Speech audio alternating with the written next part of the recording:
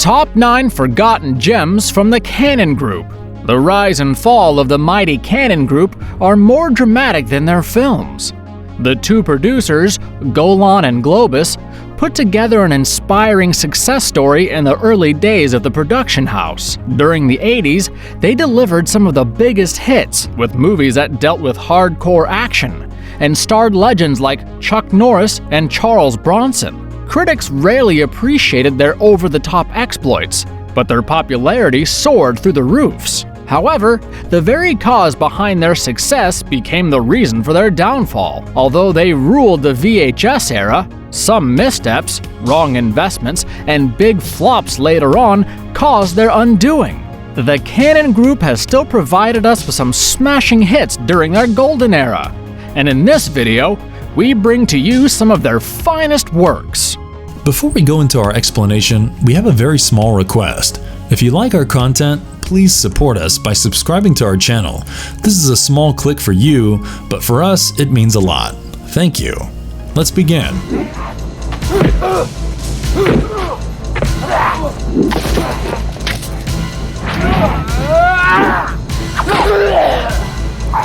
CYBORG, 1989. The movie is premised in a post-apocalyptic world where the plague has devastated the US and much of the world. A group of scientists in Atlanta are working on a cure, and a cyborg, Pearl, contains vital information for them.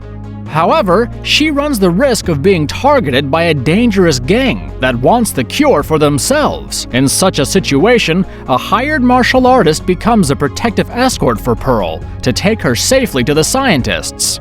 When she is kidnapped, he goes straight for the gang, ensuring a final showdown. CYBORG is a cult classic of the 80s, complete with the conventional 80s camera work and some amazing direction by Albert Pune. The flawless production takes care of everything from the costumes to the miraculous stunts.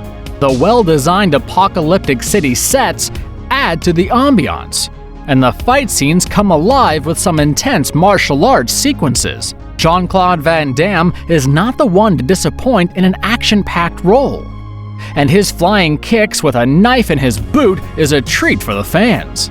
Vincent Klin, who played the role of the leader of the gang, is as badass as a villain can get. He has some epic fight scenes with Van Damme, and the climactic fight is absolutely epic. During the filming of one of the sword fight sequences, Van Damme accidentally blinded Jackson Pinckney. That resulted in a court settlement that Van Damme had to pay for. The later CYBORG movies never enjoy the same amount of appreciation, although they had bigger budgets than this. It is a must-watch for all action lovers.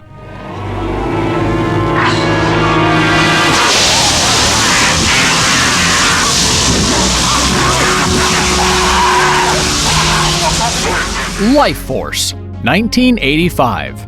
While a space shuttle was observing the Halley's Comet, they noticed a strange attachment that turned out to be 3 humanoid life forms in caskets. When these are brought to London, strange occurrences start to rock the city. It is soon discovered that the humanoids are some sort of space vampires, and they are sucking the life force out of people, transforming them into zombies. The colonel of the space shuttle must find a way to stop these 3 aliens before they destroy mankind altogether. Cannon films always manage to surprise the audience with their low-budget wonders, and this stands to be one of their better works. Even with the meager budget, the special effects were not compromised, and you get to see some great work by the special effects and design team. The director, Tobe Hooper, comes with the experience of having directed movies like The Texas Chainsaw Massacre and Poltergeist, and he shows his skill in this apocalyptic science fiction. There are some over-the-top moments like bodies exploding, possessions, and the bizarre narrative is far from realistic. But then, this movie is not meant to be taken seriously. All the actors perform decently, and the beautiful Matilda May in particular is a sight for sore eyes. During her 7 minutes of screen time, she is almost totally nude. Besides looking beautiful, she also manages to give out the creepy, eerie vibe as the deadly killer. If you are planning to watch this, we strongly recommend that you get your hands on the director's cut. As for some quality late-night entertainment is concerned, this might be the perfect popcorn flick to opt for.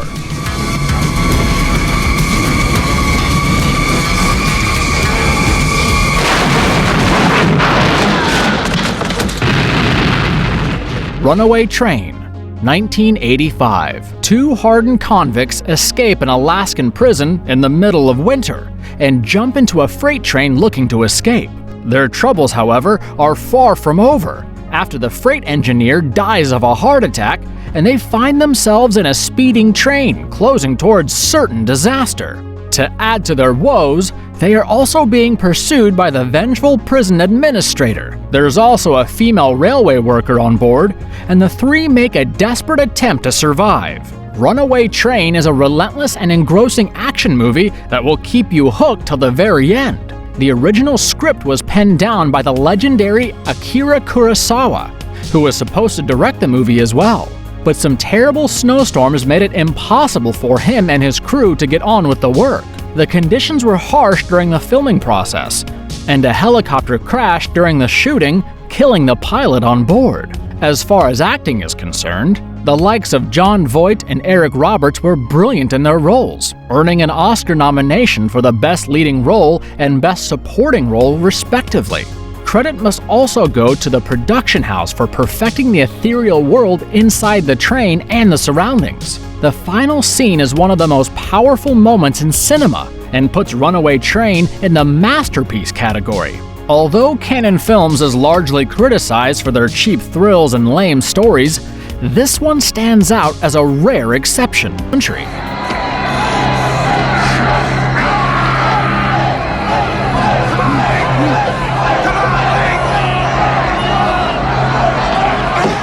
Over the Top, 1987. A struggling trucker, Lincoln Hawk, tries to mend his relationship with his son after the death of his ex-wife. When he meets his son after almost 10 years, he doesn't seem to think too highly of his father. But all that is about to change. Hawk participates in the World Arm Wrestling Championship in Las Vegas and hopes to win the prize money of $100,000 so that he can start his own trucking company. As he wins back his son's trust, the competition gets stiffer, and winning won't be easy. We've all seen Sylvester Stallone unleash his fighting skills in some action-packed movies. In Over the Top, we get to see his sensitive side for a change. While you have the pleasure of admiring his rippling biceps as he fights through the arm wrestling competition, you also have the opportunity to see some emotional moments as he interacts with his son. Yes, it is cheesy and corny at times, and just like the title goes over the top in certain places. But it still happened to be a great crowd pleaser back in the day.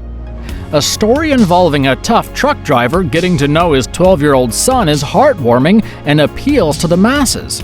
The best scene is probably when the grandfather of the child accepts that the child loves his dad. You might be or might not be a Sylvester Stallone fan, and the movie will still be close to your heart.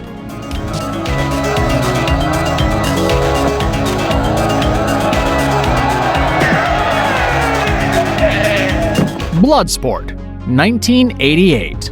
An American martial artist, Frank Dukes, is serving in the Army, but has dreams of taking part in an ultimate martial arts tournament.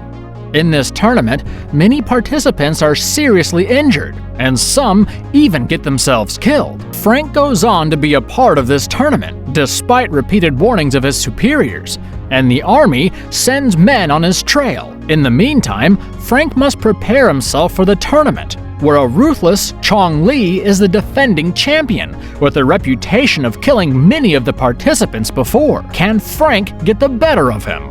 There have been some amazing martial art movies from the 80s, and this is among the best. It has the right blend of fighting and emotion that makes you root for the protagonist. Van Damme is absolutely brutal in the fight scenes, and during the filming of one of the scenes, he actually knocked his opponent unconscious. His maneuvers during the combat sequences are breathtaking, and he steals the show with his numerous styles of fighting. The likes of Ray Jackson and Donald Gibb also put in some impressive performances, and the running punch of the former is a sight for the action addicts. Bolo Young, who plays the defending champion, has an incredible fight with Van Damme to bring the movie to a jaw-dropping climax. Van Damme and Cannon Films is a match made in heaven, and this movie goes on to prove their rocking chemistry with some sizzling action to charge you up.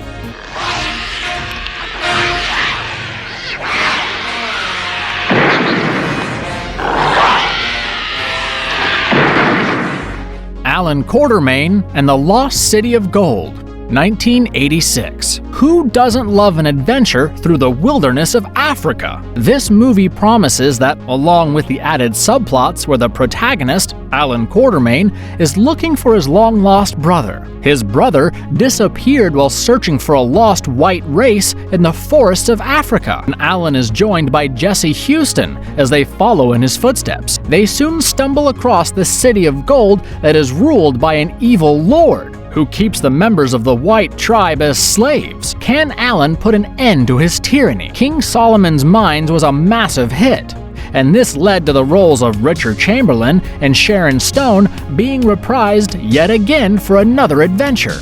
This was an era that was characterized by the success of Indiana Jones, and many movies were made trying to replicate the narrative. The script and the plot for this film might sound a little ridiculous, but the actors know exactly how to make it an entertaining endeavor. The special effects could have been better, but the lack of budget doesn't allow much room for excellence. Even then, the movie is a perfect blend of humor, action, and romance, through a journey that takes you on an adventure trail. The heroic duo fends off Maasai tribes, lions, beasts, and strange monsters along their way. This is no Oscar-level classic, but for the lighthearted entertainment on offer, it can well become the ideal number for a casual movie night.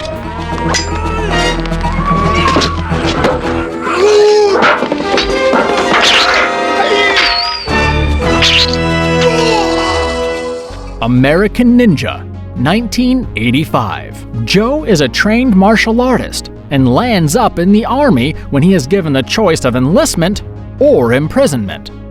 Working from a base in the Philippines as he is driving a convoy, it comes under attack from the rebels. They kidnap Patricia, the daughter of the base colonel, and everyone else in the convoy is killed. Joe manages to rescue Patricia, but his act enrages the rebel commander, who sends some trained ninjas to assassinate him.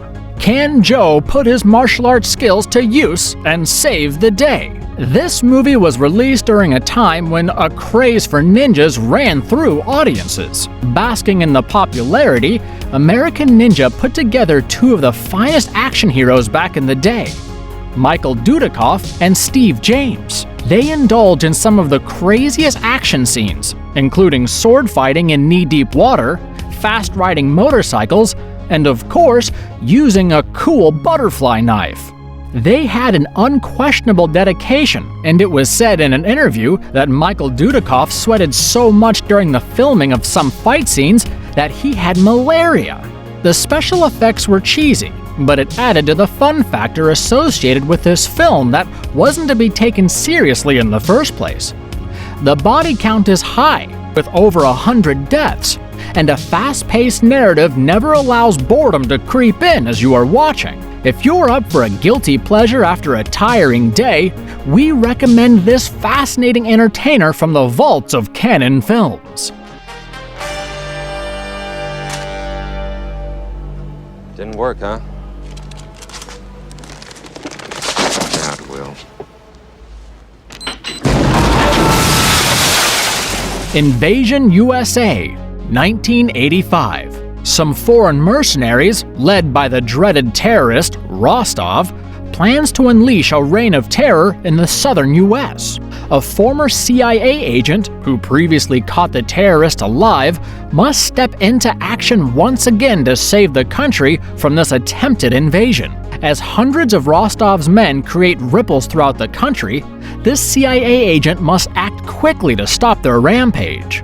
fans who have admired entertaining action flicks swear by Chuck Norris's extreme presence. Invasion USA is ignited by an informed Chuck Norris as the gun-toting hero who can single-handedly stop the threat of the Russian baddies.